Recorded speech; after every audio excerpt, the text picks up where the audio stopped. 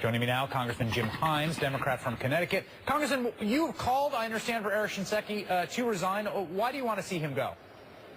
Well, Chris, it wasn't a decision that I arrived at lightly. General Shinseki is a good man who has served his country his whole life, wounded in Vietnam, but he has presided over an organization now, which, as you pointed out just a moment ago, in Phoenix, left 1,700 veterans behind. Now, that's bad enough, and God only knows what happened to those veterans. As you point out, the allegations of deaths and whatnot are unconfirmed. Nonetheless, 1,700 veterans. Senior people in Phoenix were promoted because of the falsification of those records, got bonuses.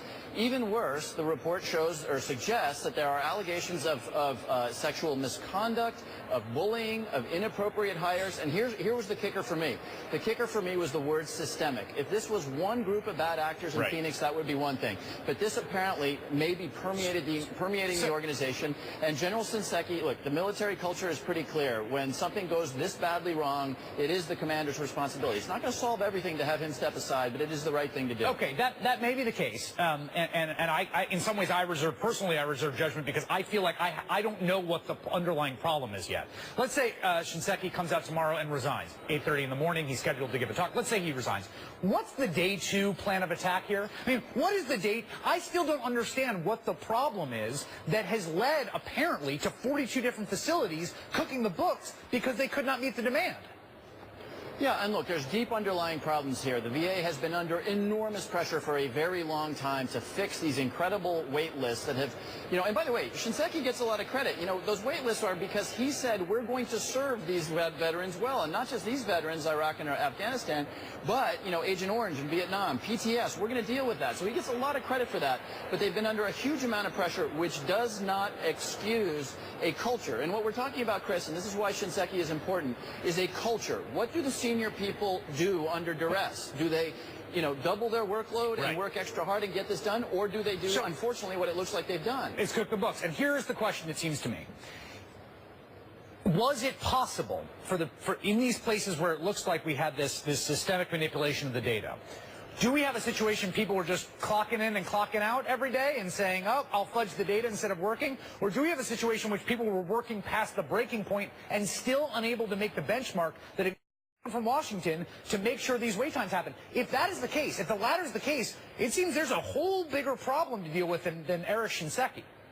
Yeah, you're right. And look, this is not a new problem. The allegations of fraud, the possibility of sexual misconduct, of bullying, that comes out of the Inspector General's report. But we've known for years about these backlogs.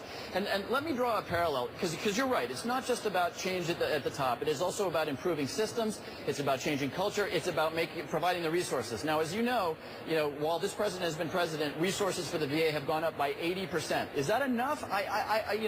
Maybe it's not, maybe it is. But that's something for us to decide. The parallel I would draw here, Chris, is think about healthcare.gov. Absolute disaster as a technical matter. The president brings in Jeff Zients, and in short order, not fast enough for my taste, but in short order, those systems are changed. That's the kind of change agent that changes technology, that changes culture that we need here. I think that's a reasonable recommendation. It just seems to me that even if the resources have gone up, the more you look at this and more you read the reports of the whistleblowers, I was just reading about the doctor down in Jackson, Mississippi, it does sound like there is just a basic bedrock mismatch between what is being asked of the VA on the service end and what it has the capacity to do at the current moment. And I just feel like we can all talk about Eric Shinseki, but when that storm passes or doesn't, then there's a real problem to solve. You're absolutely right. And look, one of the bottom lines here, think about it from a doctor's perspective. Doctors who are paid by the VA on salary, unlike doctors outside of the VA, are paid, somewhere between a half to 2/3 of what doctors in the private sector are paid for doing, in some cases, much more challenging work. Now, this comes back to us. It really does. It does. And again, here we are. I've been here for 5 years, and the constant mantra has been cut the budgets, cut the budgets, cut the budgets. Guess what? That has implications. I do hope that Congress stays on this after the storm passes. Congressman Jim Hines, thank you. Yeah, thank you, Chris.